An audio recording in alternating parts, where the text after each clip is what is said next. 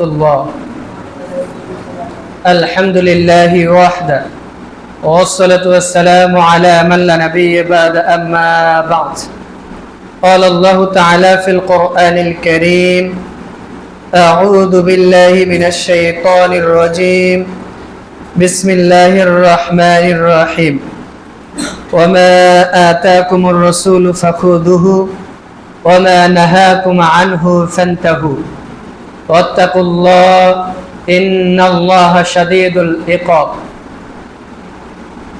وقال الله عز وجل في القرآن الكريم ذلك الكتاب لا ريب فيه وقال رسول الله صلى الله عليه وسلم تركت فيكم أمرين لن تضلوا ما تمسكتم بهما كتاب الله وسنة نبيه وقال رسول الله صلى الله عليه وسلم كل أمتي يدخلون الجنة إلا من آبى قيل من آبى قال من عاطني دخل الجنة ومن عصني فقد آبى رواه মুসলিম।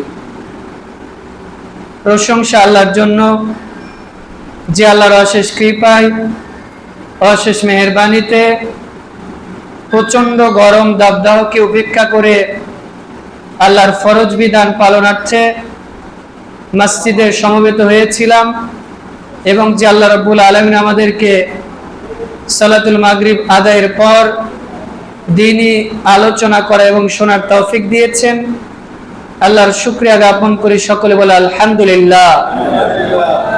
দরুদ ও সালাম বর্ষিত হোক সেই রাসূলের প্রতি যে রাসূলের সুন্নাহকে বাস্তবায়ন করার উদ্দেশ্যে শরীয়তপুর জেলার অন্তর্গত হাওলাদার বাড়ি আস-সুন্নাহ জামে মসজিদ প্রতিষ্ঠিত হয়েছে।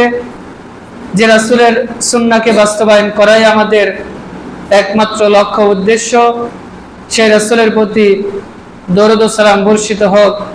সকলেই বলে মুহাম্মদ সাল্লাল্লাহু আলাইহি ওয়াসাল্লাম।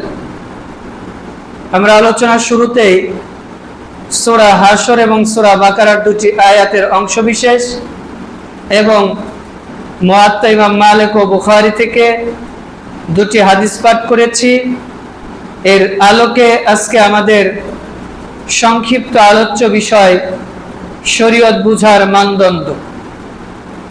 আজকে আমরা জানব যে ইসলামী শরীয়ত, ইসলামী দ্বীন, ইসলামী জীবন ব্যবস্থা, এটা যে আমরা মানব কিভাবে বুঝবো, এই শরীয়তটা বুঝা মানার মানদণ্ড কি? কোরআন এবং সুন্নাহ নিজের মতো বুঝবো, হুজুরের বুঝ অনুযায়ী বুঝবো, আল্লাহর কথা অনুযায়ী বুঝবো, রাসূলের কথা অনুযায়ী বুঝবো, নাকি সালাফদের রীতিনীতি অনুযায়ী বুঝবো? অর্থাৎ আমরা বর্তমান যে সমাজে অবস্থান করছি, এই সমাজে রাসূলের ওই হাদিসটা প্রযোজ্য, তিরমিজির হাদিস। রাসূল বলছেন যে বনি ইসরাইলের লোকেরা, ইহুদিরা বিভক্ত হয়েছিল ৭১ দলে, বনি ইসরাইলের লোকেরা বিভক্ত হয়েছিল ৭২ দলে, আর আমার উম্মতেরা বিভক্ত হবে ৭৩ দলে। সাহাবীদের চেহারা একেবারে বিবর্ণ হয়ে গেছে। এইবার সাহাবীরা জিজ্ঞেস করতে, আল্লাহর রাসূল, তাহলে আমরা কোথায় যাব? রাসূল বলছেন ইল্লা মিল্লাতুন ওয়াহিদ, একটা মিল্লাত, একটা জাতি জান্নাতে যাবে, কুল্লুহুম ফিন নার, সবাই জাহান্নামে যাবে। তার মানে ৭৩ থেকে একটা বাদ দিলে বাকি কতগুলো থাকে? সবাই কোথায় যাবে? জাহান্নামে। যদি বলা হয় এখানে যারা আছে, ধরেন 20 জন মানুষ আছে, বলা হলো যে একজন বাদ দিয়ে সবাইকে মেরে ফেলা হবে, তখন আমাদের অবস্থা কেমন হবে? খুব খুশি হব? মানে আমরা সবাই মনে করব না জেনে আমাকেই হত্যা করবে। তো সাহাবীরা বলছেন, রাসূল সেই জামাতটা কারা, সেই দলটা কারা? মাত্র একটা জামাতের লোক জান্নাতে যাবে, তারা কারা? তো রাসূল বলছে আনা ওয়া আসহাবী, আমি এবং আমার সাহাবীর রাস্তা অনুযায়ী যারা চলবে, আমার কথা এবং সাহাবীদের কথা অনুযায়ী যারা চলবে, হিয়া আহলিল জান্নাহ, এরাই হচ্ছে জান্নাতের অধিবাসী। বলে সুবহানাল্লাহ। রাসূল বলছে লা তাজালু তাইফাতুন মিন উম্মতি যাহিরিন আলাল হক, কিয়ামত পর্যন্ত একটা দল হকের উপর বিজয় থাকবে, অটল থাকবে। এছাড়া সময় পথ নষ্ট হয়ে যাবে, কিয়ামত চলে আসবে, ফিতনা চলে আসবে, এরপরেও এদের কেউ কোনো ক্ষতি করতে পারবে না। তার মানে কিয়ামতের পূর্ব মুহূর্তে মুসলিম উম্মার মধ্যে কতগুলো দল হবে? 73 দল। এটা কিন্তু অমুসলিমের হিসাব নাই। ইহুদি, খ্রিস্টান, নাসারা এরা তো এমনিতে বিনা হিসাবে জাহান্নাম, মানে মুসলিম নামদারি মুসলমান দাবি করে এরপরে দলে দলে বিভক্ত হয়েছে, এরা হচ্ছে জাহান্নাম। রাসূল বলছেন যে এরা কোথায় যাবে? কয়টা দল জান্নাতে যাবে? একটা। তো ওই যে এক দল, তারা কার অনুসরণ করেছে? কোন ব্যক্তি, কোন মানুষের, কোন তরিকা, কোন মাযহাবের নাকি রাসূলের? রাসূল। তো আল্লাহ রাব্বুল আলামিন পবিত্র কোরআনের সূরা হাশর 59 নং সূরার 7 নং আয়াতে বলছেন, ওয়া আতাকুমুর রাসূলু ফাখুযুহু, তোমাদের রাসূল যা দিয়েছে তা গ্রহণ করো, ওয়া মা নাহাকুম আনহু ফান্তাহু, রাসূল যা থেকে দূরে রেখেছে তা থেকে বিরত থাকো। ওয়াত্তাকুল্লাহ, আল্লাহকে ভয় করো, জেনে রাখো ইন্নাল্লাহ শাদীদুল ইকাব, নিশ্চয় আল্লাহ শাস্তিদান অত্যন্ত কঠোর। বিশেষ করে আমরা এখানে হয়তো অল্প সংখ্যক লোক উপস্থিত হয়েছে, অনেকে মনে করতে পারে এই কয়েকজন লোক আলোচনা করেই কি লাভ হবে। না, আজকে যে আলোচনাটা করব, আমার তো মনে হয় যে আমি যতদিন বক্তব্য ঠিক করেছি, কাল থেকে আজ পর্যন্ত যতটা কষ্ট করেছি, রিসার্চ করেছি, আমার মনে হয় যে আমি 2-4 ঘন্টাও বক্তব্য দেই, এত রিসার্চ করি না। কারণ আজকে এমন একটা বিষয় আলোচনা করব যে বিষয়টা আমাকে উপকৃত করেছে, আপনাদের উপকৃত করবে ইনশাআল্লাহ। এই জন্য প্রত্যেকটা আয়াত, প্রত্যেকটা হাদিস নাম্বার মনে রাখার চেষ্টা করবে। যদি না পারেন তাহলে যে আমাদের মুজিবুর রহমান ভাই এটা হয়তো ইউটিউব, ফেসবুকে দিয়ে দিবে, শুনে মুখস্থ করার চেষ্টা করবে। কারণ আমরা এমন একটা সমাজে অবস্থান করছি, আল্লাহ রাসূল বলছেন তোমরা এমন এক যুগে অবস্থান করবে, ওই যুগে একজন মানুষের হাতের উপর জ্বলন্ত আগুন রাখা যেরকম কষ্ট, সঠিক দিন, সঠিক ইসলাম খুঁজে বের করা, মেনে নেওয়া ততটাই কষ্ট। দেখেন না আজকে আমরা নিজেকে হানাফি, শাফি, হাম্বলি, আহলে কোরআন, কাদিয়ানি, শাফি, হাম্বলি, আহলে হাদিস, কত দলে আমরা বিভক্ত হয়েছি। সবাই বলছি আমি সত্য, বলি কি বলি? তো তাহলে কোনটা সত্য, কে হক, এটা বুঝবো কিভাবে? শরীয়তের মানদণ্ড আমরা যাচাই বাছাই করব কিভাবে? আমরা অনেক সময় সাধারণ মানুষ দ্বিধাদ্বন্দ্ব পড়ি, হুজুর আমরা তো আরবি পড়ালেখা জানি না, তো হক কোনটা এটা বুঝবো কিভাবে? তো আমি তখন তাদের যুক্তি দিয়ে বলি যে আপনি বাজারে মাছ কিনতে গিয়েছে, একজন মাসালা বলল যে পাঙ্গাস মাছ 100 টাকা কেজি, আরেকজন বলছে 150, আরেকজন বলছে 250, আরেকজন বলছে 120 টাকা কেজি। তো আপনি বলছেন দূর, মাছই কিনবো না, আজকে বাড়ি চলে যায়। এরকম কোনোদিন হয়েছে? চাউল কিনবেন, আপনার অনেক চাউল প্রয়োজন, না কিনলে খাবার হবে না, তো গিয়েছেন, তো একজন বলছে 80 টাকা কেজি, একজন বলে 90 টাকা, একজন বলে 92 টাকা, তো না কিনে চলে এসেছেন। কোনোদিন এমন হয়েছে? হয়তো আপনি গরুর গোশত কিনতে গিয়েছেন, পকেটের টাকা নিয়েছেন 700, দাম চেয়েছে 1000, ওইটা তো অতটা জরুরত না, না কিনে এসেছেন। তবে চাউল, ডাউল এগুলো না কিনে এসেছেন, 2 কেজি প্রয়োজন, হাফ কেজি হলেও তো কিনেছে। এই যে এখানে আমরা যারা উপস্থিত আছি, সবার কম বেশি জমি জমা আছে না? আছে। তো জমি জমা যে আছে, সেই জমিগুলোর দলিল আছে কি না? এই যে এটা যে আমার মোবাইল, যখন কিনেছে একটা মেমো দিয়েছে না, তার মানে এটা যে আমার মোবাইল, এই মোবাইল যে আমার, এটা দলিল আছে কি না? এই মোবাইলটা যে আপনাদের না, তার কোনো দলিল আছে? বলে অনেকেই বলে যে আহলে হাদিসরা বলে সম্মিলিত মুনাজাত করা যায় না, শবে বরাত করা যায় না, শবে মিরাজ করা যায় না, তো এর দলিল কোথায়? বলে কি বলেন? তো এই মসজিদটা যে আপনার না, তার দলিল আছে? বলেন। এই যে মুজিবুর ভাইয়ের বাড়ি, মুজিবুর সালাফি শাইখের বাড়ি, তো এইটা যে আপনার বাড়ি না, তার কোনো দলিল আছে? বলেন। এই যে এই মোবাইলটা যে আমার, এটা আমার দলিল আছে, কিন্তু আপনার না যে, তার কোনো দলিল আছে? তার তো কোনো দলিল নেই। তার মানে কোন জিনিস থাকলে দলিল থাকে, না থাকলে তার কোনো দলিলের প্রয়োজন আছে নাকি? মানে যদি এই মোবাইলটা আপনার না হতো, দলিল না থাকতো, তাহলে এই একটা মোবাইলের জন্য 800 কোটি তার মেমো করতে হতো। তো এই মোবাইলের দাম তো 13,000 টাকা, 800 কোটি মেমো করতে গেলে তো 13 লাখ টাকা ফুরিয়ে যেত। বুঝতে পেরেছেন? যেটা আছে ওটার দলিল আছে, যেটা নাই ওটার দলিল থাকে না। তাহলে শরীয়তের মানদণ্ড হচ্ছে আমরা যে আমল করব, তার দলিল যদি থাকে আমরা করব, যদি না থাকে সেটা করতে হবে না। বুঝতে পেরেছেন? এবার আসি, তাহলে শরীয়তের মানদণ্ড আমরা কি, কার কথা অনুযায়ী আমরা চলবো? আমরা কি শরীয়ত কোন হুজুরের কথাই মানবো, কোন আলেমের কথাই চলবো, কোন বুজুর্গের কথাই চলবো, কোন নবীর কথাই চলবো, নাকি আল্লাহর কথা চলবো? আল্লাহ এবং রাসূলের কথা। একটু আগে যে আয়াতটা বলেছি, আল্লাহ বলেছেন, মনে রাখবেন, সূরা হাশর 59 নম্বর সূরা 7 নম্বর আয়াত আল্লাহ বলছেন ওমা আতাকুমুর রাসূলু ফাকুদুহু, রাসূল যা দিয়েছে তা গ্রহণ করো, ওমা নাহাকুম আনহু ফান্তাহু, রাসূল যা থেকে নিষেধ করেছে তা থেকে দূরে থাকো। আত্তাকুল্লাহ, আল্লাহকে ভয় করো, জেনে রাখো ইন্নাল্লাহ শাদীদুল ইকাব, নিশ্চয় আল্লাহ শাস্তি দেন অত্যন্ত কঠোর। তো এইখানে আল্লাহ কি শুধু আল্লাহর আনুগত্য করতে বলেছে না আল্লাহ এবং রাসূলের? বলেন আল্লাহ এবং রাসূল। এই আয়াতটার কিছু লোক আবার যুক্তি দিবে, কারা যুক্তি দেয় তাদের কথা একটু পরে বলবো। তবে যুক্তি দেয় কি, তারা বলবে যে এই আয়াতটা তো যুদ্ধের ক্ষেত্রের কথা বলা হয়েছে, তার মানে যুদ্ধের ক্ষেত্রে আয়াতটা নাজিল হয়েছে, রাসূলের আনুগত্যের কথা বলেছে, তার মানে অন্য সময় আনুগত্য করা লাগবে না। আসলে বিষয় কি এমন? তো যদি এমনটাই হয় তাহলে তো এই যে আপনি যে তায়াম্মুমের বিধান পেয়েছেন, এটা মুকিম অবস্থায় না মুসাফির অবস্থায়? সফর অবস্থা আল্লাহ সূরা মাইদা 5 নম্বর সূরায় স্পষ্টভাবে বলে দিয়েছে যে যদি তোমরা পানি না পাও, যদি সফরে থাকো, স্ত্রীর সাথে মিলন করো, যদি পবিত্র হতে হয় পানি না পাও, তাহলে ফাতায়াম্মামু সাইয়্যিদান তাইয়িবান, পবিত্র মাটি দিয়ে তোমরা তায়াম্মুম করো, বলি সুবহানাল্লাহ। তো তায়াম্মুম কি আমরা মুকিম মুসাফির উভয় অবস্থায় করি নাকি শুধু সফর অবস্থায় করি? কোন অবস্থায়? তো যারা বলে যে এইটা জিহাদের সাথে সম্পৃক্ত, তাহলে আমি বলি যে আপনি তায়াম্মুম কেন করেন? তায়াম্মুম করে না, মুকিম মুসাফির উভয় অবস্থাতেই তো তায়াম্মুম করে। মানে আজকে আমি আপনাকে কিছু জিনিস বুঝাবো, হয়তো আপনার সাথে কথা মতো করে বলবো, শেষে প্রশ্নোত্তর পর্বও থাকবে ইনশাআল্লাহ। যদি আমার কথায় বুঝতে সমস্যা হয় পরে জিজ্ঞেস করবেন, তবে আলোচনা চলা অবস্থায় কেউ কথা বলবেন বা ওঠার চেষ্টা করবেন না। মুজিবুর ভাই একটু ব্যাগের মধ্যে পানির বোতল আছে, এটা বের করে এখানে। আচ্ছা, তার মানে সফর অবস্থায় তায়াম্মুমের আয়াত নাজিল হয়েছে, তবে আমরা সফরমুখী উভয় অবস্থায় তায়াম্মুম আমরা করে থাকি। এবার আসি যে তাহলে আমরা শরীয়ত মানবো কার কথা অনুযায়ী? আল্লাহ এবং তার দলিল পেয়েছি কি পাই না? পেয়েছি। সূরা মুহাম্মদ 47 নম্বর সূরা 33 নম্বর আয়াত আল্লাহ বলছেন ইয়া আইয়ুহাল্লাযিনা আমানু, হে ঈমানদারেরা, আতিউল্লাহ, তোমরা আল্লাহর আনুগত্য করো, ওয়া আতিউর রাসূল, এবং রাসূলের আনুগত্য করো। কার কার আনুগত্যের কথা আছে? আল্লাহ এবং রাসূলের কথা আছে। তাহলে আল্লাহর কথাও মানতে হবে, রাসূলের কথাও মানতে হবে। এইবার একটু আমরা জানি রাসূলের কথা কেন মানব। রাসূল কি এমন লোক ছিল যার কথা মানতেই হবে? প্রশ্ন আসে না?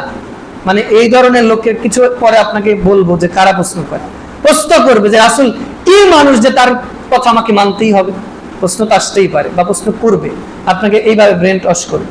তো রাসূল কেমন মানুষ ছিল দেখেন, আল্লাহ রাব্বুল আলামিন পবিত্র কোরআন 33 নং সূরা আহজাবের 21 নং আয়াতে বলছেন লাকাদ কানা লাকুম ফি রাসূলিল্লাহি উসওয়াতুল হাসানা, পৃথিবীবাসী জেনে রাখো তোমাদের মধ্যে শ্রেষ্ঠ মানুষ, যার মধ্যে সর্বোত্তম আদর্শ, তিনি হচ্ছেন মুহাম্মদ সাল্লাল্লাহু আলাইহি সাল্লাম।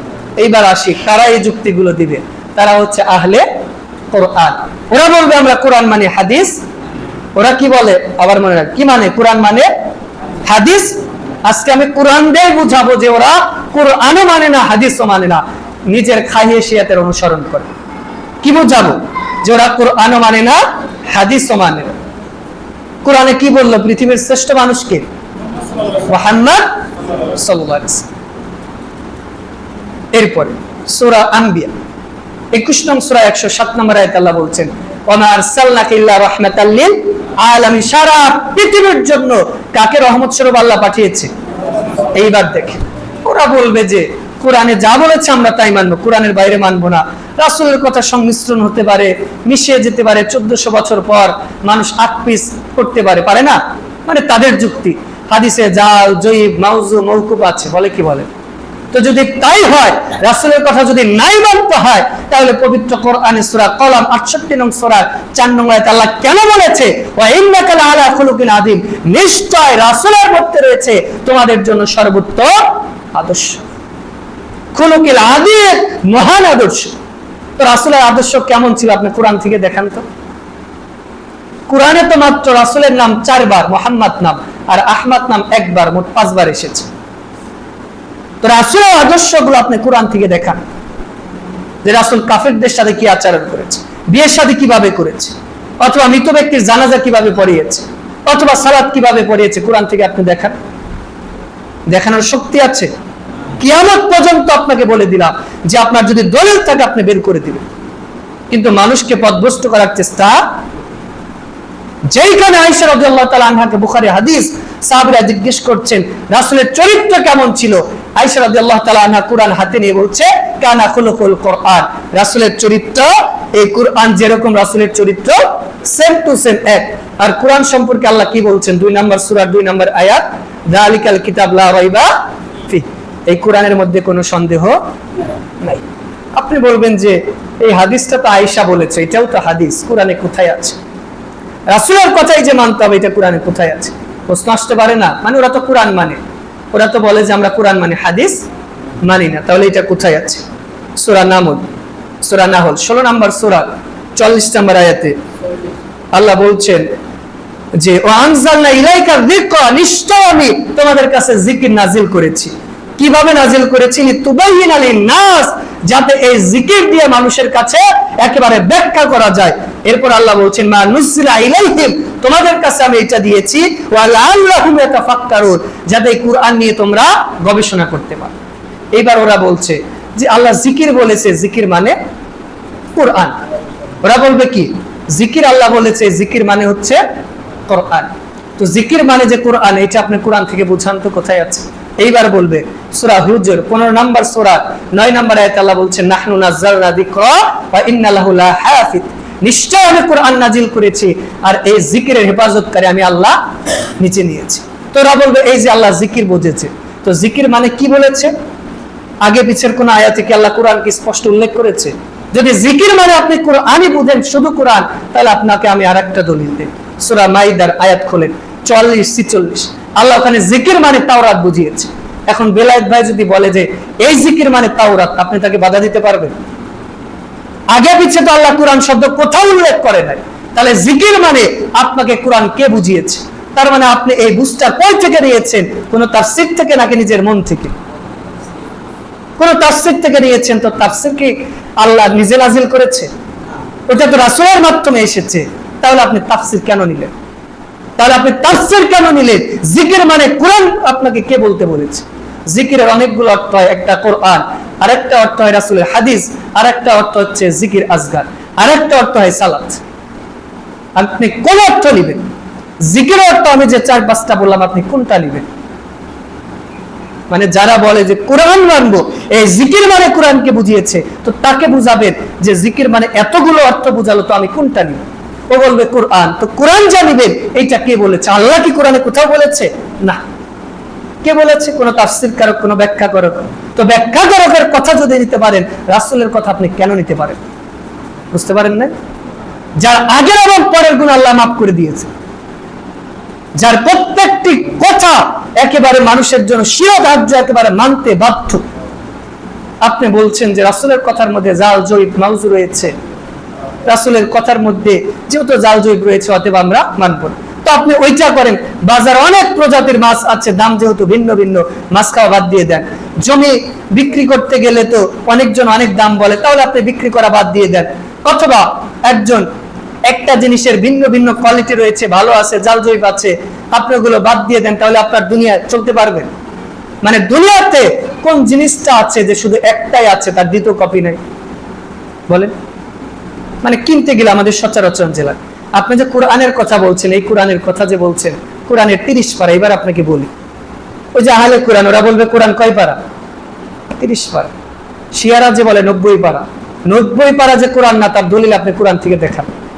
কিয়ামত পর্যন্ত আপনাকে বলে দিলাম, এই কোরআন যে 90 পারা না, এইটা আপনার যদি বুকে শক্তি থাকে, যদি দাপট থাকে, কোরআন দিয়ে প্রমাণ করেন। শিয়ারা দাবি করেছে 90 পারা, আপনি প্রমাণ করেন এই কোরআন 30 পারা। এই কোরআন দিয়ে আপনাকে প্রমাণ করতে হবে যে কোরআনের 30টা পারা আছে। কিয়ামত পর্যন্ত প্রমাণ করতে পারবে?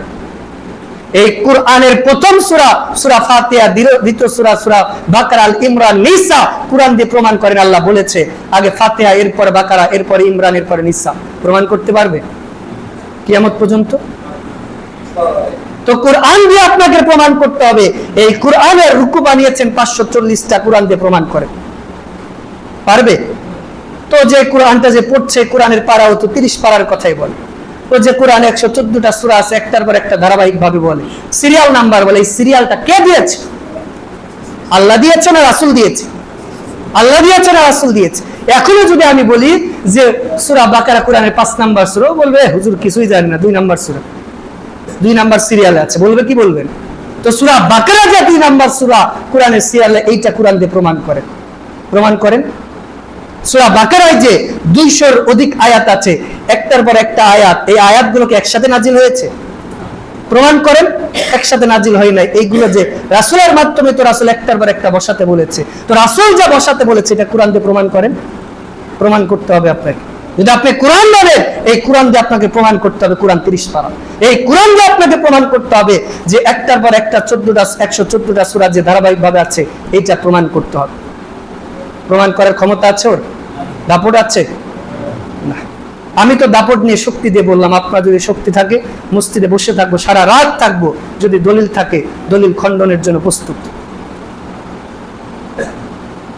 তাহলে কোরআন যে 30 পারা, কোরআন দিয়ে প্রমাণ করতে পারবে? সূরা বাকারা যে 2 নাম্বার সিরিয়ালে প্রমাণ করতে পারবে? সূরা বাকারায় যে 286টা আয়াত আছে, এটা কোরআন দিয়ে প্রমাণ করতে পারবে? মানে রাসূলের ধারাবাহিকতা বাদ দিয়ে প্রমাণ করতে পারবে? সূরা বাকারা সর্বশেষ কোরআনের যেটা নাজিলকৃত আয়াত, যদি আমি ভুল না বলি সম্ভবত 181 নাম্বার আয়াত, 181 অথবা 82, যাই হোক। তো এইটা যে শেষ আয়াত, এটা কোরআন দিয়ে প্রমাণ করতে পারবে? যুক্তি আছে, সে প্রমাণ করতে পারবে। সূরা ফাতিহা যে প্রথম নাজিলকৃত পূর্ণাঙ্গ সূরা, এটা কোরআন দিয়ে প্রমাণ করতে পারবে? পারবে? বুঝতে পারেন না? মানে সূরা আলাক কোরআনের প্রথম আয়াত না, 5টা। কোরআনে কোথাও আছে যে সূরা আলাকের প্রথম 5টা আয়াত কোরআনের প্রথম আয়াত? আছে? আছে নাকি? সূরা ফাতিহা প্রথম যে নাজিলকৃত পূর্ণাঙ্গ সূরা, কোরআনের কোথাও আছে নাকি? সূরা ফাতিহায় যে 7টা আয়াত আছে, এইটা কোরআনে আছে। সাবা মাতান এই শব্দ আছে, কিন্তু ফাতিহায় যে প্রথম সূরা, প্রথম নাজিলকৃত, এটা আছে নাকি কোথাও? তার মানে কোরআন দিয়ে প্রমাণ করার ওর কোনো ক্ষমতা নেই। এবার আসে, ওরা যুক্তি দিচ্ছে কিভাবে, আমাদের অনেক যুক্তি দিচ্ছে যে আল্লাহর কথা কোরআনের মধ্যে তো কোনো সন্দেহ নাই, কোনো দ্বিধাদ্বন্দ্ব নাই। কিন্তু তো কোরআন নিয়ে যে দ্বিধাদ্বন্দ্ব নাই, সন্দেহ নাই, আপনাকে কে বলেছে? আমি যদি বলি যে কোরআনে একটা সূরা আছে বুরুজ, আর একটা সূরা বানিয়েছিল ইহুদিরা ফুরুজ নামের একটা সূরা, তো সূরা বানিয়েছে কি বানায়নি? বানিয়েছে কি বানায়নি? এরপরে ভারতে কোরআনের 44টা আয়াতে আগে পিছিয়ে পরিবর্তন করেছিল কি করে না? পরিবর্তন করেছে, কিন্তু হেফাজতের দায়িত্ব আল্লাহ সরাসরি নিজেই নিয়েছে। আর হাদিসের কথা আপনি বলছেন না, হাদিসের কথা তো রাসূল লিখতে নিজেই নিষেধ করেছে। বলে কি বলেন? ওরা যুক্তি দিবে রাসূল হাদিস লিখতে নিষেধ করেছে। হুজুর যুক্তি দিচ্ছেন যে আল্লাহ রাসূল হাদিস লিখতে কি করেছে? নিষেধ করেছে। এটা কোথায় আছে? নিষেধ করেছে যে কোথায় আছে? হাদিসে আছে। তো হাদিস মানে না, আবার হাদিস দলিল দিচ্ছে কেন? বুঝতে পারেন না? মানে ও যুক্তি দিবে যে রাসূল নিজে হাদিস লিখতে, কোরআনে কোথাও আপনি প্রমাণ করতে পারবেন রাসূল নিষেধ করেছে? কোরআন দিয়ে আপনাকে প্রমাণ করতে হবে। মানে আমি যে কথাগুলো বলবো এটা কোরআন দিয়ে আমাকে বুঝাতে হবে। আমি যে যুক্তিগুলো দিচ্ছি, রেফারেন্স দিচ্ছি, এটা যে ভুল, এই কোরআন দিয়ে আজকে আমাকে বুঝাতে হবে। যেহেতু আপনি কোরআন মানে, আর আমি কোরআনও মানে, আসলে হাদিসও মানে, আমি দুটাই দিচ্ছি। তা আমার যদি ভুল হয় কোরআন দিয়ে আপনাকে বুঝাতে হবে। তা আপনি যে বললেন যে রাসূল হাদিস লিখতে নিষেধ করেছে, আজকে বিকেলে এই বক্তব্য শুনলাম আহলে কোরআনের একজন গুরু, তো সে বলছে যে হাদিসেই তো আছে যে রাসূল হাদিস লিখতে নিষেধ করেছে, তো তুমি তো হাদিসই মানো না, হাদিসের কথা কেন বললে? তার মানে জাতে মাতাল তালে, তো হাদিসই তো মানে না ভাই, হাদিস দলিল দিচ্ছে কেন? তো আপনি যে হাদিস পড়েছেন তিরমিজির হাদিস, আল্লাহ রাসূল হাদিস লিখতে নিষেধ করেছে, এইটা আপনি দলিল দিচ্ছেন, আর বুখারীর হাদিস আপনার চোখে পড়ে না? বুখারীর 113 নম্বর হাদিসে আবু হুরায়রা রাদিয়াল্লাহু তাআলা আনহু বলছেন যে রাসূল হযরত আব্দুল্লাহ ইবনে আমর ছাড়া আমার চেয়ে বেশি হাদিস কেউ লেখে নাই। তো আবু হুরায়রা এখানে লেখার কথা বলেছে কি বলে নাই? বলেছে কি বলে নাই? বুখারী হাদিস স্পষ্ট বলছেন যে আবু হুরায়রা বলছে আব্দুল্লাহ ইবনে আমর আমার চেয়ে বেশি হাদিস জানতেন, মানে বেশি লিখে রেখেছে, ছাড়া কেউ লেখে। তো লেখার দলিল আছে কি নাই? এইবারও বলবে যে ইমাম বুখারী তো মানুষ ছিল, ইমাম বুখারীর মধ্যে কারচুপি করেছে। বলবে কিভাবে কারচুপি করেছে? ইমাম বুখারী একটা হাদিস নিয়ে এসেছে বুখারীতে যে একটা বানর নাকি আর একটা বানরের সাথে জিনা করেছে, বানর না বানরকে রজম করেছে। দলিল দিবে যে ইমাম বুখারী কি একটা আজগবি কথা উল্লেখ করেছে, আস্তাগফিরুল্লাহ, যে একজন বানর আর এক বানরকে রজম করেছে, কি জন্য? জিনার কারণে। স্পষ্ট বুখারীতে আছে। ওর এটা মনে হচ্ছে এই কথাটা কেমন লাগে, এরকম বলবো যে একটা বানর আর একটা বানরের সাথে জিনা করেছে, তো বানরের কথা এখানে কেন বলবো? আল্লাহ রাব্বুল আলামিন সূরা হজ্জে স্পষ্ট ভাবে 25 এবং 29 নম্বর আয়াতে বলে দিয়েছে, ওই যে আদম আলাইহিস সালামের দুই সন্তান হাবিল এবং কাবিলের কথা কি কাকের উদাহরণ দিয়েছে কি দেয় না? কাকের উদাহরণ দিয়েছে না? কাক আরেকটা কাককে মেরে গর্ত করে আরেকটা কাককে পুঁতে দিচ্ছে, তো আল্লাহ কাকের কথা উল্লেখ করে আল ইমাম বুখারী একটা বানরের কথা উল্লেখ করেছে, এটা আপনার অন্তরে লেগে গেছে। এইবার বলছে ইমাম বুখারী আরো ভুল কথা বলেছে, কি রাসূল আয়েশাকে এত অল্প বয়সে বিয়ে করেছে, মাত্র 9 বছরে সংসার করেছে, এটা তো বুখারী হাদিস। অথচ স্পষ্ট ভাবে সূরা মারিয়ামে সূরা আল ইমরানে উল্লেখ রয়েছে যে মারিয়াম যখন সন্তান তার পেটে ছিল, স্পষ্ট বর্ণিত হয়েছে তাফসীরের কিতাবে, তার বয়স ছিল 6 থেকে 7 বছর। কত বছর? 6 থেকে। তো আপনি কোরআনে মারিয়ামের 6-7 বলা হচ্ছে, এইটা আপনার মাইন্ডে লাগে না, অথচ আয়েশার 9 বছর বলেছে, এইটা লেগেছে। অথচ আজ থেকে 2 বছর আগে বাংলাদেশে, সম্ভবত আমি যদি ভুল না বলি, দিনাজপুর জেলায় একজন 8 বছর বয়সের মেয়ে তার খালু তাকে ধর্ষণ করে পেটে বাচ্চা তুলেছে। এই খবর আপনি বিশ্বাস করেন, আর বুখারী হাদিস আপনার কাছে অযৌক্তিক মনে হয়। এরপর আমি বলি আপনাকে, তা আপনি তো যদি কোরআনই মানেন, তাহলে আপনি ওযু করবেন কিভাবে? ওযু করি না আমরা?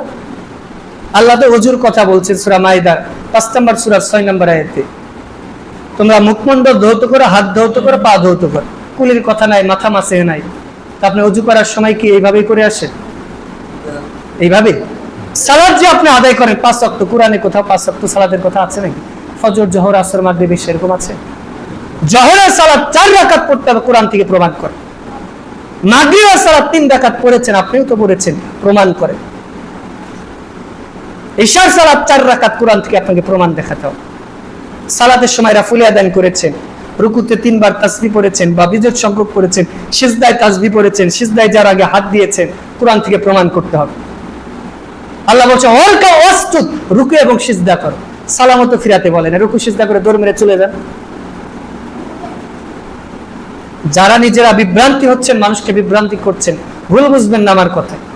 আমি আপনার দ্বীনী ভাই হিসাবে আপনাদের নাসিহা করার জন্য, আমি নিজে যখন আপনাদের সমাজ সম্পর্কে কিছু খবর আমার কাছে পৌঁছেছে, প্রায় 8 থেকে 10 জন আমার কাছে ফোন দিয়েছে, তখন আমি নিজেই কল দিয়েছি। কল দেওয়ার পর বলেছি, আজকের হালাকায় আমি নিজ খরচে আসবো, আমাকে পাঠিয়েও আপনাকে দিতে হবে, কারণ এই মসজিদে আমি আসি, আমার একটা জিম্মাদারি আছে, দায়িত্ব আছে। আমি যদি আজকে নাসিহা করে মরেও যে আল্লাহকে বলতে পারবো আল্লাহ হকটা আমি বলে গেছি, মানা না মানা আপনার দায়িত্ব, পথভ্রষ্টলে আমার কোনো যায় আসে না, আমি বলে গেছি। তো দেখেন, তো আপনি যে কোরআনই মানেন, আল্লাহ বলছেন অরকাউ ওয়াসজুদ, রুকু এবং সিজদা করো। কিভাবে রুকু সিজদা করবেন? কিভাবে? হাত দিয়ে দিবেন, কপাল দিবেন, না কি দিবেন? আগে পা দিবেন না আগে হাত দিবেন? কোরআন দিয়ে দেখান তো একটু। এই কোরআনের মধ্যে কোথাও আছে কিভাবে রুকু করবেন, কিভাবে সিজদা আছে? আছে নাকি? কেউ দেখাবেন? আছে দলিল এখানে? সালাম কিভাবে ফিরাবো, ডানে বামে, এটা কোথাও আছে কোরআনে? আচ্ছা, এরপরে এখানে যারা আছে, আমরা বিয়ে শাদী করেছি না, আহলে কোরআন যারা আছে তারা বিয়ে শাদী করে না? তো কোরআনে বিয়ে শাদীর কথা আছে নাকি? যে কিভাবে বিয়ের কথা তো আছে, তোমরা বিয়ে করো, তো কবুল বলতে হবে, সাক্ষী রাখতে হবে, এগুলো আছে। মোহরের কথা আছে, তবে সাক্ষী রাখতে হবে, ইজাব কবুল বা আরো যে আনুষঙ্গিক বিষয়টা কোরআনে কোথাও আছে নাকি? আছে নাকি? তালাক দিতে হবে, কোরআনে আছে। কিভাবে তালাক দিতে হবে, কয় তুহরু দিতে হবে, এটা কোরআনে আছে নাকি? আছে। দেখ, তার মানে তারা কিছু যুক্তি নিয়ে এসে মানুষকে ভুল পথে নেওয়ার চেষ্টা করছে, অথচ তারা নিজেরাই নিজেদের পক্ষে রেফারেন্স নেওয়ার জন্য কোরআন হাদিসে অপব্যাখ্যা করছে। এখন তারা বলতে পারে, যদি তাদের জিজ্ঞেস করেন যে হাদিস কাকে বলে, আমি কালকে একটা লাইভ দেখলাম, একজনকে জিজ্ঞেস করেছে হাদিস কাকে বলে, ও বলছে না, মানে ও যদি বলে হাদিস মানে কথা, আল্লাহ এবং রাসূলের কথাকে হাদিস বলে, তাহলে তো ধরা পড়ে যাবে। ও তখন বলছে, কিছু উত্তর দিচ্ছে, হাদিস কাকে বলে। ওকে যদি আমি জিজ্ঞেস করে হাদিস কাকে বলে, ও মনে করেছে রাসূলের কথাই হাদিস। ও কি মনে করেছে? রাসূলের কথাই হাদিস। অথচ ইমাম সাহেব যখন খুতবায় পড়ে কি বল, ফাইন্না খায়রাল হাদিসি, সর্বোত্তম হাদিস কি? আল্লাহর কিতাব। আল্লাহ বলছেন নাযালনা আহসানাল হাদিস, আমি নাজিল করেছি উত্তম হাদিস। এই হাদিস মানে কি? আল্লাহ তো হাদিস উল্লেখ করেছে, কোরআনকে হাদিস বলেছে কি বলেন? তো ওরা মনে করেছে যে শুধু আমাকে কোরআনই মানতে হবে, হাদিস না, রাসূলের কথার মধ্যে ভুল আছে, আকবিজ আছে, অর্থাৎ এটা আমাদের মানতে হবে। আস্তাগফিরুল্লাহ।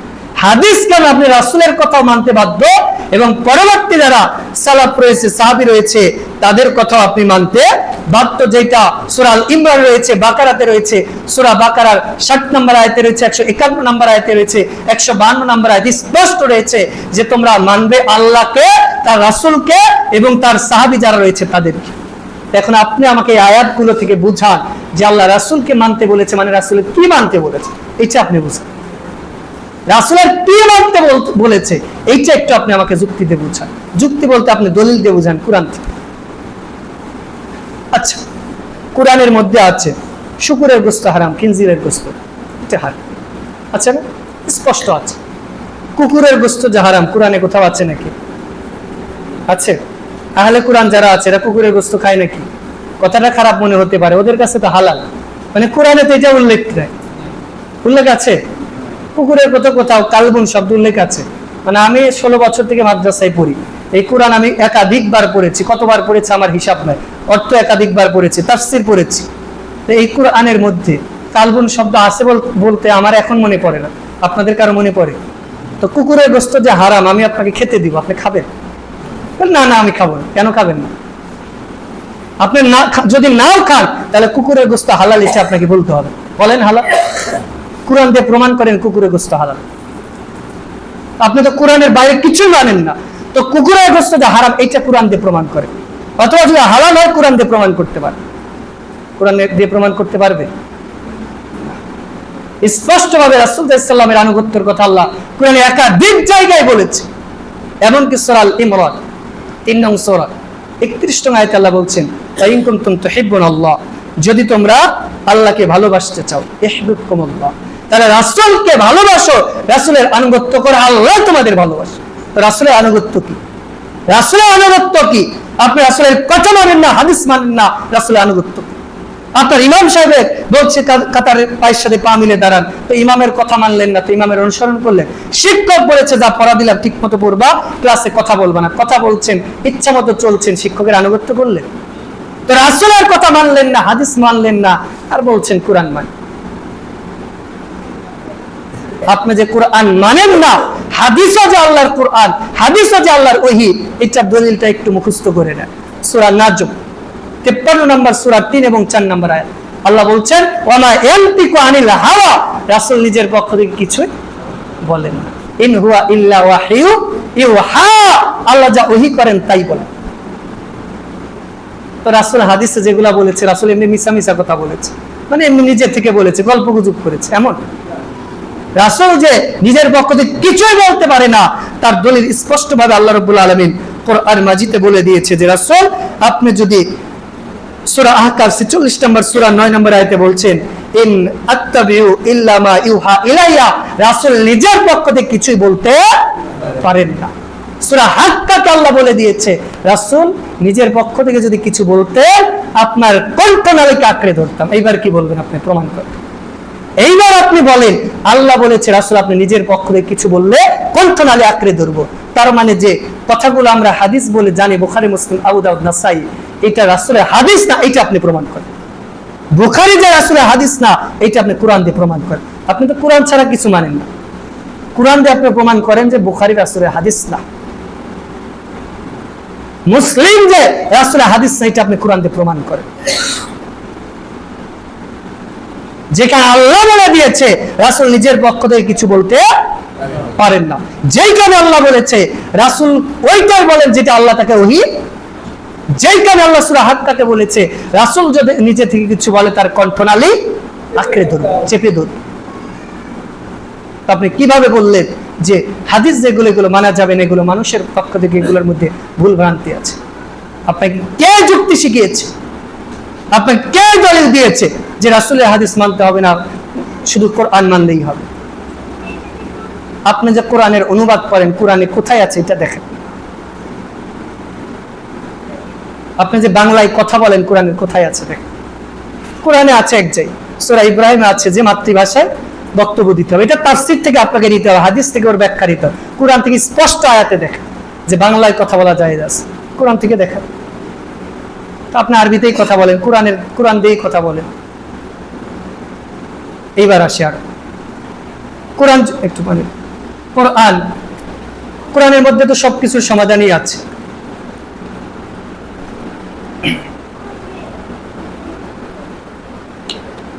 আমরা কিছুদিন আগে সিয়াম রেখেছি না, সিয়াম রেখেছিলাম। আহলে কোরআন যারা আছে তারাও তো সিয়াম রাখে, সবাই তো আমরা সিয়াম রাখি। আচ্ছা, সিয়াম যে আপনি রেখেছেন, সাহারি কখন করেছিলেন একটু আপনার উত্তর দিবেন। কোন সময়? সুবে সাদিকের আগে। আর ইফতার করেছিলেন কোন সময়? বেলা ডুবার সময়। কোরআনে কোন জায়গায় আছে সূর্য ডুবে গেলে ইফতার করতে হবে? আতিম্মু সিয়ামু ইলাল লাইল, সূরা বাকারা 2 নম্বর সূরার 187 নম্বর আয়াত, যে তোমরা সিয়ামকে পরিপূর্ণ করো রাত পর্যন্ত। তো মাগরিবের পরেও রাত, ইশার পরেও রাত, সুলুসুল লাইল, নিসফুল লাইল, সুবে সাদেক, সুবে কাজেম, সবগুলোই তো রাত। কোন রাত পর্যন্ত আমি সিয়াম রাখবো? কোরআন থেকে প্রমাণ করে। কোরআন থেকে আজকে আপনাকে প্রমাণ করতে হবে যে সিয়াম আপনি রাতের কোন অংশ পর্যন্ত রাখবেন। নিসফুল লাইল মানে রাতের অংশ, শাতরুল লাইল রাতের অর্ধাংশ, সুলুসুল লাইল রাতের 1/3। এরপরে সুবে সাদেক, সুবে কাজেম, এগুলো রাতের এক একটা পরিভাষা। কোন রাত পর্যন্ত সিয়াম রাখবেন? রাত তো সব, সূর্য ডুবে গেছে, রাত হয়ে গেছে, কোন রাত পর্যন্ত আপনি সিয়াম রাখবেন? এই কোরআন থেকে দেখাতে হবে, হাদিস থেকে না কিন্তু, কারণ আপনি তো হাদিস মানেন না। আর আমরা হাদিস মানে বুখারী হাদিসে রাসূল বলছি, যা গরাবাতিশ শামসু ফাকাদ আফতারা সায়েম, যখন সূর্য ডুবে যাবে সায়েম ব্যক্তি ইফতার করে। বাস, সূর্য ডুবে গেছে, লালিমা প্রকাশ পেয়েছে, আমরা ইফতার করেছি।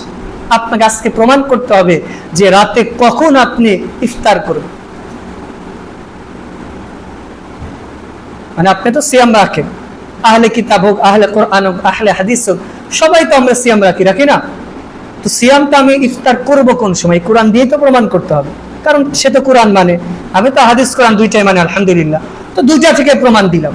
তো কোরআনে কোন জায়গায় আছে যে রাত 1টা, 2টা, 3টা, সুলুসুল লাইল, নিসফুল লাইল, সুবে সাদিকের সময় সাহারি ইফতার করতে হবে? এটা কোথাও আছে নাকি? আছে? আবার সাহারি যে করতে হবে, এখানে স্পষ্ট কোরআনে উল্লেখ আছে একই আয়াতে, যে যখন সাদা আভা প্রকাশ পাবে এই সময় তোমরা সিয়াম রাখা ছেড়ে দিবা, মানে খাওয়া দাওয়া ছেড়ে দিবা। তো এই যে সাদা আভা, এটা মানে আপনি কি বুঝেন? অন্ধকার দূরীভূত হয়, এটা আপনি কি বুঝেন? মোবাইল ফোন কিচ্ছু নয়, আপনি আধুনিক প্রযুক্তিও মানবেন না, কিছুই না, আপনাকে কোরআন দিয়েই প্রমাণ করতে হবে। ধরেন আজকে প্রচন্ড বৃষ্টি হয়েছে, প্রচন্ড বৃষ্টি হচ্ছে, তো আপনার ঘড়ি কিছুই নাই, সাহারি কখন করবেন? পরবর্তী ধরেন আপনার পাশের এলাকার একজনের কাছে ঘড়ি আছে, ও দেখছে সকাল 10টা বাজে, কিন্তু এখনো অন্ধকার দূর হয় না। তার মানে কি আপনি সকাল 10টা পর্যন্তই সাহারি করবেন? সকাল 10টা পর্যন্ত তো সূর্য ওঠে নাই, অথবা ঘড়ি সবকিছু আছে, আপনার সব ডিভাইস আছে। আপনি কোরআন ছাড়া আধুনিক ডিভাইস তো কিচ্ছু মানেন না, কিচ্ছু আপনি মানেন না, যেহেতু আপনি কোরআন মানেন। তো আপনি ঘড়ি দেখেছেন, দেখে বুঝছেন যে এখন 10টা বাজে, কিন্তু এখনো অন্ধকার। তো এখন আপনি কোরআন দিয়ে প্রমাণ করেন যে সকাল 10টা বেজেছে, এখনো আমার সাহারি করা যাবে। বুঝতে পারেন নাই? মানে সকাল 10টা বেজে গেছে, অলরেডি সকাল 10টা বেজে গেছে, কিন্তু আবহাওয়া বৈরী হওয়ার কারণে সূর্য ওঠেই নাই, অন্ধকারই আছে, হয় না এমন? অথবা আসরের পরে অনেক সময়, আমার দাদাই একদিন গল্প করছে যে শহীদুল্লাহ, আমরা তো এমন হয়েছে যে আসর পরে বৃষ্টি হয়েছে, মনে করেছে যে মাগরিব হয়ে গেছে, একটু পরে দেখছি তারপর আবার রোদ উঠে গেছে। এমন হয়েছে না? যারা মুরব্বী, আজ থেকে 30-40 বছর আগে, তারা বলতে পারবে এরকম হয়েছে না? আমার দাদা বলতো, প্রায় গল্প করতো। তো আসর পরে বৃষ্টি হয়েছে, অন্ধকার হয়েছে, আপনি মনে করছেন সূর্য ডুবে গেছে, তো এখন তো অন্ধকার হয়েছে, রাত হয়ে গেছে, তাহলে আসর পরে ইফতার করে ফেলে। যদিও এখন বাজে 4টা, ঘড়িতে দেখেছেন 4টাই বাজে, কিন্তু অন্ধকার হয়েছে, রাত হয়েছে, তাহলে রাতের কোন অংশে আপনি ইফতার করবেন? ইফতার করে ফেলেন, ইফতার করতে হবে তো, রাত হয়ে গেছে না? তাহলে কোরআন দিয়ে সাহারি এবং ইফতারির সমাধান পেয়েছেন? বিয়ে কিভাবে করতে হবে, কোন পদ্ধতি করতে হবে, সমাধান পেয়েছেন? সালাত কিভাবে পড়তে হবে, কোরআন দিয়ে সমাধান আছে? ওযু কিভাবে করতে হবে, কোরআন দিয়ে স্পষ্ট ব্যাখ্যা আছে? তায়াম্মুম কিভাবে করতে হবে, কোরআনে স্পষ্ট আছে? তার মানে দেখেন, এই যে এরা যে যুক্তিগুলো দিচ্ছে, অথবা আরেকটা করি যে সিয়াম যে ভেঙে যায়, কোরআনে তো স্পষ্ট আছে, কেউ যদি খেয়ে ফেলে, স্ত্রীর সহবাস করে, সিয়াম ভেঙে যায়। তো কেউ যদি হস্তমৈথুন করে, সিয়াম ভেঙে যাবে, এটা কোরআনে কোথাও আছে? কোরআনে আছে স্ত্রীর সাথে মিলন করা, তো কেউ যদি সিয়াম রেখে আরেকজনকে ধর্ষণ করে, এইটা যে সিয়াম ভাঙবে না, ভেঙে যাবে, এটা কোরআনে আছে। কোরআনে আছে স্ত্রীর সাথে মিলন, স্ত্রী আছে, আপনি তো কোরআনের বাইরে মানবেন না, যুক্তিও মানবেন না, ব্যাখ্যাও মানবেন না।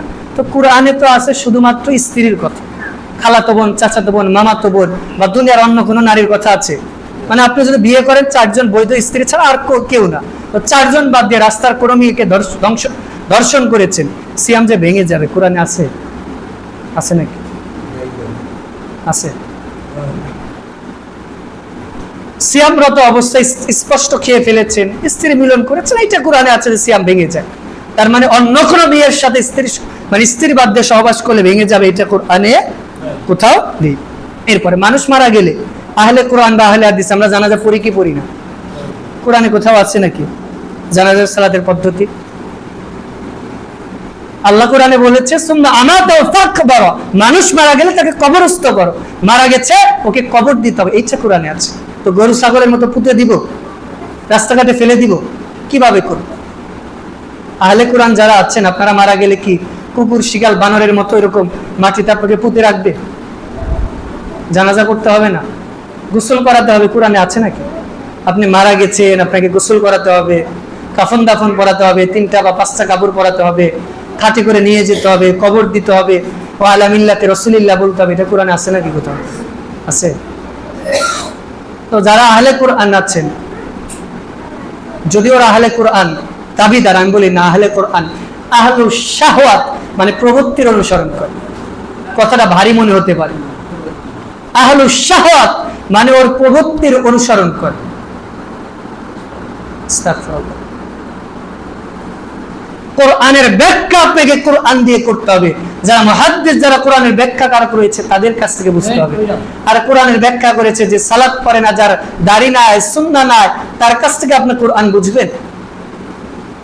যার নিজের কাছে কোরআন হেফাজত নাই, অর্থাৎ যে নিজে কোরআনকে সঠিকভাবে মূল্যায়ন করেন, আপনি তার কাছ থেকে কোরআন বুঝবেন।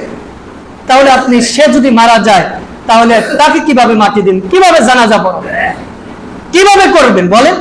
যারা আহলে কোরআন আছে, কেউ আছে কিনা আমি জানি না, যদি থাকে এখানে আমরা যারা আছি সবাই বলি, আমি আপনি মারা গেলে কবর দিতে হবে কি হবে না? জানাজা পড়তে হবে কি হবে না? নাকি কুকুর শিকারের মতো পুঁতে দিব, এরকম করবো নাকি? তো যদি পুঁতেই না দেয়, ইসলামের নিয়ম অনুযায়ী করি, তো এটা কোরআনে কোথাও আছে? কিভাবে জানাজা পড়তে হবে, কিভাবে কোরআন। এরপর আহলে কোরআন যারা আছে, ঈদের সালাত পরে কি পড়ে? পড়েন। তো ঈদের সালাত যে পড়তে হবে, কোরআনে কোথাও আছে নাকি? কোরআনে তো সূরা হজ্জের 67 নম্বর আয়াতে বলছেন নাসিকুহু, তোমাদের জন্য কিছু উৎসব আছে, সেগুলো তোমরা পালন করো। ঈদ যে পালন করতে হবে, এটা কোরআনে কোথায় আছে? ঈদুল ফিতর, ঈদুল আজহা, এই 2টা শব্দ কোরআনে আছে নাকি? আছে। তো ওরাও তো ঈদ পালন করে না? কোরআনে কোথাও আছে? ঈদের সালাত 2 রাকাত পড়তে হবে, অতিরিক্ত 12 তাকবীর বা 7 তারিখ যাই বল, এটা কোরআনে কোথাও আছে নাকি? আছে, বলেন। আবার মারা গেছে, মারা যাওয়ার পরে সন্তান জন্মগ্রহণ করেছে, করার পরে 7 দিনের দিন আকিকা করা হয় কি হয় না? আকিকা তো সবাই আমরা কম বেশি করি, তো এটা কোরআনে কোথাও আছে নাকি আকিকার কথা? আছে? মানে কোরআনে কি কোথাও আছে মানুষের জন্ম হলে 7 দিনের দিন আকিকা করতে হবে, এরকম আছে? তার মানে কোরআন, যদি ওরা যে বলছে কোরআন মানেই না, কোরআন অর্থই বুঝে না, যদি কোরআন সঠিকভাবে পড়তো তাহলে রাসূলের কথা মেনে চলতো বাধ্য। কারণ কোরআনে আল্লাহ রাসূলের কথা মানতে বলেছে। কোরআনে এখন আরেকটা প্রশ্ন হতে পারে, মানে যুক্তি দিবে, রাসূলের কথার মধ্যে তো জাল, জয়ীব, মাউযু বিভিন্ন ঢুকে গেছে, এটা কিভাবে হোক? কোরআনে মানে মূলত ওহীকে 2 ভাগে ভাগ করা হয়। কয় ভাগ? ওহী মাতলু আর একটা হচ্ছে ওহী গায়রে মাতলু। আমরা ইংরেজি যারা বুঝি, একটা আছে ডাইরেক্ট স্পিচ, একটা ইনডাইরেক্ট স্পিচ। ডাইরেক্ট স্পিচ কাকে বলে? বক্তার সরাসরি কথা। ইনডাইরেক্ট স্পিচ কাকে বলে? বক্তার কথা কিন্তু কথক নিজের মতো বলেছে। যেরকম শাইখ মুজিবুর সালাফি হাফিজাহুল্লাহ উনি বললেন যে শাইখ আজকে আমাদের এখানে হালাকায় আলোচনা করবেন, তা আমি বললাম শাইখ মুজিবুর রহমান সালাফি হাফিজাহুল্লাহ বলেছেন যে শাইখ আজকে আমাদের হালাকায় আলোচনা করবে, সরাসরি কথাটা বললাম না, ইনভাইটেড কমার মধ্যে আমি দিয়ে দিই। আর আমি বললাম যে শাইখ আমাকে বলেছে যে আজকে হালাকায় আলোচনা করতে হবে, তো কথা দুইটা এক না ভিন্ন, মানে শব্দগুলো ভিন্ন কিন্তু মিনিং তো এক। দুইটা অর্থ কি আজকে হালাকা হবে, একটা তার সরাসরি কথা আর একটা তার কথা আমার ভাষায় বললাম, তো ওইটাকে বলে ওহিয়ে মাত্র, আর এটাকে বলে ওহিয়ে গায়রে মাত্র। মানে কোরআন পড়লে প্রত্যেক অক্ষরে 10 নেকি, বলে কি বলে না? 10 থেকে 700 নেকি। কোরআনে বলছে নেক আমল করলে হাসান আশরু হাসান, 10টা নেকি আছে। তো কোরআন পড়লে 10 নেকি আছে, এটা স্পষ্ট কোরআনে কোথায় আছে? আছে নাকি? ও যুক্তি দিবে যে কোরআন পড়া ভালো কাজ এই জন্য 10 নেকি। না, কোরআন পড়া ভালো কাজ, এটা কোরআন করা ভালো কাজ, এইটা আমি বুঝলাম। তো কোরআন পড়লে যে 10 নেকি হবে, এটা আপনাকে কোরআন থেকেই বলতে হবে, কারণ আপনি যে কোরআনের বাইরে কিছু মানেন না। বুঝতে পেরেছেন? তাহলে ওহি কয় প্রকার? ওহিয়ে মাত্র, ওহিয়ে, তাহলে ওহিয়ে মাত্র কি? সরাসরি আল্লাহ কথা। আর ওহিয়ে গায়রে মাত্র রাসূলের কথা, যেটা নিজের ভাষায় বলেছে। তো রাসূল যে কথাগুলো বলেছে, এটা কি নিজের ইচ্ছা মতো বলেছে? নিজের জবান থেকে বলেছে? যদি আপনার এই চিন্তা, এই আকীদা হয়, আল্লাহে আল্লাহর কসম করে বলছি আপনাকে আবার কালিমা পড়ে মুসলিম হতে হবে। আল্লাহর কসম করে বলছি, আপনার যদি এই ধারণা হয় যে রাসূল সাল্লাল্লাহু আলাইহি ওয়াসাল্লামের হাদিস ভুল রয়েছে, রাসূল নিজের পক্ষে বলেছে, আপনাকে আবারও কালিমা পড়ে মুসলমান হতে হবে। আল্লাহর কসম করে বলছি, আপনার এই ধারণা যদি হয় রাসূল নিজের পক্ষ থেকে বলেছে, রাসূল ভুল বলেছে, রাসূল হাদিসের মধ্যে নিজের কথা বলেছে, তাহলে আপনাকে কালিমা পড়ে আবার মুসলমান হতে হবে। কথা আপনার কাছে ভারী মনে হলে আমার করার কিছু নেই। আপনি যত কষ্ট পেয়েছেন তার চেয়ে আমার বুকের ভিতর বেশি কষ্ট যে আপনি আমার রাসূল নিয়ে কটু মন্তব্য করেছেন, আপনি আমার রাসূল নিয়ে বাজে কথা বলেছেন। ইভেন আপনি বলেছেন যে রাসূলের কথা যারা বলে তাদের কাফের বলেছেন। আপনি কাফের যে বলেছেন, এটা আপনি কোরআন থেকে প্রমাণ করেন। রাসূল যেখানে বলেছে কেউ যদি কাউকে কাফের বলে, সে যদি কাফের না হয় নিজেই কাফের।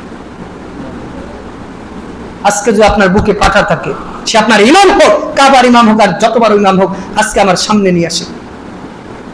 1 সপ্তাহ টাইম দিলাম, যে দলিলগুলো বলেছি প্রত্যেকটা দলিল খণ্ডন করে আমার সামনে আমাকে ডাকবেন। আল্লাহ যদি বাঁচিয়ে রাখে, সুস্থ থাকে, এই এলাকায় থাকে, আপনার সামনে আসতে আমি বাধ্য। আবারও বলছি, 1 সপ্তাহ টাইম দিয়েছি, আপনার ইমাম হোক, যাই হোক, আপনি সামনে আমার সামনে নিয়ে আসবেন। ও যদি আহলে কোরআন নিজেকে প্রমাণ করতে পারে কোরআন দিয়ে, আমি যেগুলো বলেছি এইগুলো যদি কোরআন থেকে প্রমাণ করতে পারে, আমি নিজে ওর কথা মেনে নিই। ওর যদি বুকে পাটা থাকে, আমার মতো এরকম সাহস নিয়ে বলুক। সাধারণত আমি কথা এরকম কর্কশ ভাবে বলি না যারা আমার আলোচনা শোনে, কিন্তু আমি বুকে কষ্ট পেয়েছি যে আপনার আহলে হাদিস নামদারি আহলে হাদিস নিজেকে দাবি করেন আর মানুষকে পথভ্রষ্ট করার চেষ্টা করছে। আপনার দুনিয়া দিন কামে অনেক রাস্তা আছে, আপনাকে খুতবা দিয়ে খেতে হবে, ইমামতি করে খেতে হবে, আপনাকে মাদ্রাসায় পড়িয়ে খেতে হবে না। আপনার যদি টাকার অভাব হয়, ভিক্ষা করে খান, চুরি করে খান, বাটপারি করে খান, যা করে খান, কিন্তু মানুষকে দিনের নামে ভুল বুঝাতে এই মেম্বার, এটা রাসূলের মেম্বার। আপনি এই রাসূলের মেম্বারে দাঁড়িয়ে যে খুতবা দেন, এটা কোরআন থেকে প্রমাণ করা। এইখানে যে মেম্বার দাঁড়িয়েছে, মেহরাব আছে, এখানে দাঁড়িয়ে সালাত পড়া, এইটা কোরআন থেকে প্রমাণ করে। ইমামকে যে সামনে একা দাঁড়াতে হবে, মুসল্লির ভিন্ন কাতারে দাঁড়াতে হবে, এটা কোরআন দিয়ে প্রমাণ করে। ওই যে আহলে কোরআনদের সালাত দেখলাম, ইমাম সামনে দাঁড়িয়েছে, ওরা পিছনে দাঁড়িয়েছে, তো দাঁড়িয়েছো যে এটা কোরআন থেকে প্রমাণ করো। ইমামকে সামনের কাতারে, মুসল্লিদের পিছনের কাতারে দাঁড়াতে হবে, কোরআন থেকে প্রমাণ করো। আজকে আমি মুসল্লির পিছনে দাঁড়িয়ে ইমামতি করব, কোরআন থেকে প্রমাণ করো। বুকে পাটা রাখলে প্রমাণ করবা যে আমি ইমামতি করব, পিছন থেকে মহিলারা আমার সামনে থাকবে, কোরআন থেকে প্রমাণ করো। প্রমাণ করতে পারবে? কিয়ামত পর্যন্ত আর শক্তি নেই। ওর বুকে যদি সাহস থাকে, প্রমাণ করুক কোরআন দিয়ে। ইমামের পিছনে অর্থাৎ মুসল্লির পিছনে ইমাম দাঁড়াবে আর মুসল্লির সামনে দাঁড়াবে, এটা কোরআন দিয়ে প্রমাণ করুক, এটা জায়েজ না। প্রমাণ করুক। শরীয়তের নামে মানুষকে ভুল বুঝাতে যাবে, বিদআত করেছেন, শিরক করেছেন, আল্লাহর কাছে ক্ষমা চান, ক্ষমা করুন। কিন্তু মানুষকে রাসূল সম্পর্কে বইয়ে ধারণা দিচ্ছেন, এইটা রাসূল বলছেন, কেউ যদি রাসূল সম্পর্কে বাজে কথা বলে ঈমান নষ্ট হয়ে যায়। আপনি সাহাবীদের সম্পর্কে বাজে কথা বলছেন। রাসূল বলছেন, সাহাবীরা যদি একটা খেজুর দানা পরিমাণ দান করে, মিসলু উহুদিল জিবাল, উহুদ পাহাড় পরিমাণ সমান সোনা দান করলে রাসূলের সাহাবীদের এই সামান্য খেজুরের সমপরিমাণ হবে। সুবহানাল্লাহ। আর আপনি রাসূলের সাহাবীদের সম্পর্কে বাজে মন্তব্য করছেন, আপনি রাসূল সম্পর্কে বাজে মন্তব্য করছেন, নবী রাসূল সম্পর্কে আজ বাজে মন্তব্য করেছেন। আপনাকে যদি বলা হয় যে বাংলাদেশ স্বাধীন হয়েছে 1971 সালে, এখানে হয়তো 5 জন 10 জন বাদ দিয়ে ম্যাক্সিমাম দেখেছেন, বিশ্বাস করেন কি করেন না? কোনো ভিডিও না, ইউটিউব ফেসবুকে নাই, আপনি বিশ্বাস করেন কি করেন না? পলাশীর যুদ্ধ হয়েছিল কি হয়নি? পানিপথের যুদ্ধ হয়েছিল কি হয় না? ব্রিটিশ বিরোধী আন্দোলন হয়েছিল কি হয় না, হাজী শরীয়তুল্লাহর ফরাইজি আন্দোলন হয়েছে কি হয় না, বাশার কেল্লা আন্দোলন হয়েছিল কি হয় না, বিশ্বাস করেন কি করেন না? এগুলো ইতিহাসের কথা। ইতিহাস বিশ্বাস করেন। ডাক্তার বলেছে যে তোমার ক্যান্সার হয়েছে, এই ওষুধ খাও। ডাক্তার বলেছে ডায়াবেটিস হয়েছে, চিনি খেতে হবে না। ডাক্তারের কথা মানতে পারো, আর রাসূলের কথা মানতে তোমার বুকে বাঁধে। ইতিহাসবিদ বলেছে 1971 সালে যুদ্ধ হয়েছে, এইটা তুমি বিশ্বাস করো। ইউটিউব ফেসবুকের ভিডিও দেখে তুমি বিশ্বাস করো, অথচ আলেম ওলামা সম্পর্কে বাজে মন্তব্য। একজন আলেম সম্পর্কে বাজে মন্তব্য করার আগে আপনার চিন্তা করা উচিত। একজন আলেম ভুল করতে পারে, আমি 1 ঘন্টা আলোচনা করলাম, এর মধ্যে তো ভুল হতেই পারে। ভুল হলে আমি বলেছি যে শেষে আমি উত্তর দিতে বাধ্য, যদি ভুল আমি বলি সংশোধন করি। তবে আপনার দায়িত্ব একজন মানুষ সম্পর্কে বাজে মন্তব্য করার আগে আপনি তাকে বলবেন। আপনি বড় বড় শাইখকে বলেছেন কাফের হয়ে গেছে, কাফের বলে এতটাই, 4টিখানি কথা আপনি কাফের বলেছেন আর হয়ে গেছে। যাদের সম্পর্কে আপনি মন্তব্য করেছেন, আমি তার 12 বছর 14 বছরের ছাত্র, আমার তো মনে হয় 16 বছর পড়ালেখা করে তাদের জুতা টানার যোগ্যতা পর্যন্ত আমার হয়নি। 16 বছর পড়ালেখা করে নিজেকে জ্ঞানের মিসকিন দাবি করি, আর নিজে ইমামের কথা শুনেছেন ইউটিউব ফেসবুকে 2টা ভিডিও দেখে বাস আহলে কোরআন হয়ে গেছে। এতটাই সহজ। বাংলা একটা কথা আছে, দেশ স্বাধীন করা সহজ, কিন্তু স্বাধীনতা ধরে রাখা কঠিন। মুসলমান হয়ে জন্মগ্রহণ করেছেন পৃথিবীর 800 কোটি মানুষই মুসলিম, তবে মুসলিম হয়ে মৃত্যুবরণ করা কঠিন, অতটা সহজ না। সূরা ইউসুফ 12 নম্বর সূরা 106 নম্বর আয়াতে আল্লাহ বলছেন অহুম মুশরিকুন, অধিকাংশ লোকই আল্লাহর উপর ঈমান এনেছে, এরপর এরা মুশরিক হয়ে গেছে। আজকে আপনাকে একটা ফতোয়া দিয়ে যাব, যদিও আমি কোনো সময় ফতোয়া দেই না, তবে আমার ওস্তাদদের কাছ থেকে আমি কাল থেকে এই 1 সপ্তাহ যাবত তাদের সাথে আমি কথা বলছি, ফতোয়াটা নিয়ে এসেছি যে আহলে কোরআন তার পেছনে সালাত হবে না। আবারও বলছি, কেউ যদি নিজেকে প্রকাশ্যে আহলে কোরআন দাবি করে, ওর পেছনে সালাত। আবারও বলি, কেউ যদি আহলে কোরআন বলে দাবি করে, আজকে আমি যদি নিজেকে আহলে কোরআন বলে দাবি করি, আহলে কোরআন মানে রাসূল হাদিস মানি না, আমার পেছনেও সালাত হবে। আজকে আমি ফতোয়া দিয়ে গেলাম, কিয়ামত পর্যন্ত এই ফতোয়া আপনার খণ্ডনের ক্ষমতা থাকলে আপনি করেন। যারা বলে যে আমি কোরআন মানি, হাদিস মানি না, এরা হাদিসকে অস্বীকার করেছে, দ্বীনের এক অংশকে অস্বীকার করেছে। ও যে মুসলমান হয়েছে, কালেমা শাহাদাত বলছে কি, আশহাদু আল্লা ইলাহা ইল্লাল্লাহু ওয়া আশহাদু আন্না মুহাম্মাদ, তো রাসূলের উপর শাহাদা পড়লো, তো রাসূলের দিন মেনে চলতে হবে কি হবে? হুজুরের কথা মানা যায়, ইমামের কথা মানা যায়, ইউটিউব বক্তার কথা মানা যায়, আর রাসূলের কথা মানতে বুকে বাধা লাগে। তখন বলে যে এটা যুক্তির বিরোধী বা এটা সামাজিকতার বিরোধী। জি না, পৃথিবীর ইতিহাসে প্রথম যারা যুক্তি দিয়েছিল, কিয়াস করেছিল, সেটা হচ্ছে শয়তান। আদম আলাইহিস সালাম সিজদা করতে বলেছিল, শয়তান বলছে আল্লাহ আদম মাটির তৈরি, আমরা নূরের তৈরি। অহংকার করেছিল, কিয়াস করেছিল, যুক্তি দিয়েছিল। শরীয়ত যুক্তিতে চলে না, শরীয়ত চলে আল্লাহ এবং তার। এখানে বিশ্বাস হয় আমাদের আল্লাহ এবং রাসূলের কথাই চলে, নাকি শুধু আল্লাহর কথাই চলে, রাসূলের কথাই চলে না? রাসূলের যে কথাগুলো, এগুলো আল্লাহর কথা নাকি রাসূলের নিজের কথা? ওমা ইয়ানতিকু আনিল হাওয়া ইন হুয়া ইল্লা ওয়াহিয়ুহা, রাসূল নিজের পক্ষ থেকে কিছু বলেন না, তাই বলে যে আল্লাহ তাকে বলায়। আমি আপনি তো নিজের পক্ষ থেকে অনেক কিছু বলতে পারি, আমার পক্ষে অনেক দলিল দিতে পারি, প্রমাণ দিতে পারি, ভুলভাল বলতে পারি। তো রাসূল কি এমন মানুষ নিজের পক্ষ থেকে নিজেই বলতেন? নিজের পক্ষ থেকে নিজের ইচ্ছা মতো যা ইচ্ছা তাই করতেন, তাই বলতেন? এই জন্য আলোচনার শেষ পর্যায়ে চলে এসেছি যে আমাদের প্রশ্ন উত্তর নিব একটু পরে, আগে আমার কথা শেষ করি, তারপর প্রশ্ন উত্তর। বলেছি তো আমি প্রশ্ন উত্তর নিব ইনশাআল্লাহ। তার মানে আমাদেরকে আল্লাহ রাব্বুল আলামিনের পক্ষ থেকে মনে হতো যে কোরআন এগুলো মেনে চলতো। এছাড়াও আরেকটা, এই যে আমরা যে যারা আহলে কোরআন, তাদের স্ত্রী ছেলে মেয়েরাও তো পর্দা করে, পড়ে না? মেয়েরা পর্দা করে কি করে না? পর্দা যে করে, কোরআন থেকে স্পষ্টভাবে আমরা যে শরীরের অঙ্গ প্রত্যঙ্গ সবকিছু ঢেকে রাখি বা এই করি, তারা সংখ্যা থাকলে পুরো মুখমণ্ডল অঙ্গ প্রত্যঙ্গ ঢেকে রাখতে হবে। কোরআনে তো মুখটা খুলে রাখার কথা আছে। তো তাহলে যারা আহলে কোরআন আছে, তাদের সবার স্ত্রীকে বাইরে খোলা রাখুক, মুখ খোলা রাখতে হবে যদি কোরআন মেনে চলতে চান। তো যাই হোক, অনেক কথাই বলেছি, আরো কিছু কথা ছিল। এবার আল্লাহ যে কথাগুলো বললাম, আমাদের আল্লাহ মেনে চলার তৌফিক দান করুন, আল্লাহুম্মা আমিন। এই পর্যায়ে আপনাদের প্রশ্ন উত্তর নিব। তবে মূল কথা যেটা, আমিও হচ্ছে ইলমের ছাত্র, আমারও ভুল হতে পারে, কেউ হিংসাত্মক মনোভাব নিয়ে প্রশ্ন করবে।